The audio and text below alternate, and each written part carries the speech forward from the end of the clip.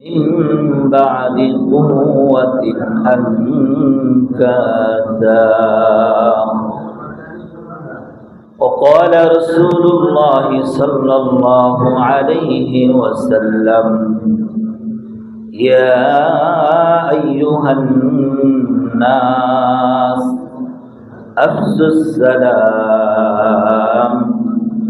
وأطعموا الطعام صلوا بالليل والناس نيام تدخلوا الجنة بسلام. وقال تعالى في شان حبيبه: إن الله وملائكته يصلون على النبي يا أيها الذين آمنوا صلوا عليه وسلموا تسليما.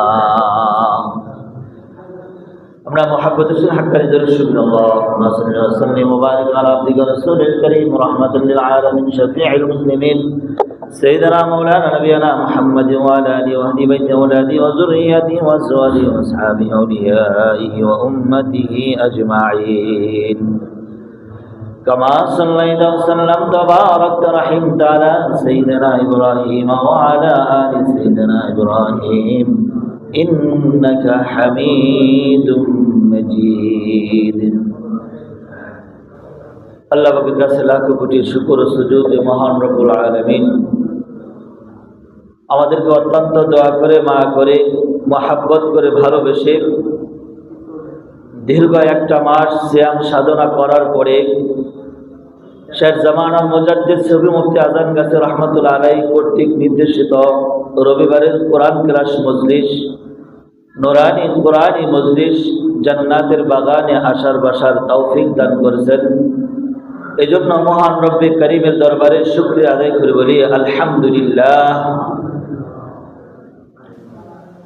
মুহতারাম হাজিরিন, আমি আপনাদের সামনে পবিত্র কালামুল্লাহ শরীফের সূরা নাহালের একটি আয়াতের অংশ বিশেষ তেলাওয়াত করেছি। আল্লাহ পাক রব্বুল আলামিন এই আয়াতের মধ্যে কুরাইশ বংশের একজন মহিলার উপমা পেশ করেছেন। যেই মহিলা সারাদিন কষ্ট করে সুতা বুনতো, সুতা পাকাইতো, আবার সন্ধ্যাবেলা ওই সুতার পাকগুলি সে নিজে নিজেই খুলে ফেলত। আল্লাহ রাব্বুল আলামিন এই আয়াতের মধ্যে দুনিয়ার মানুষদেরকে লক্ষ্য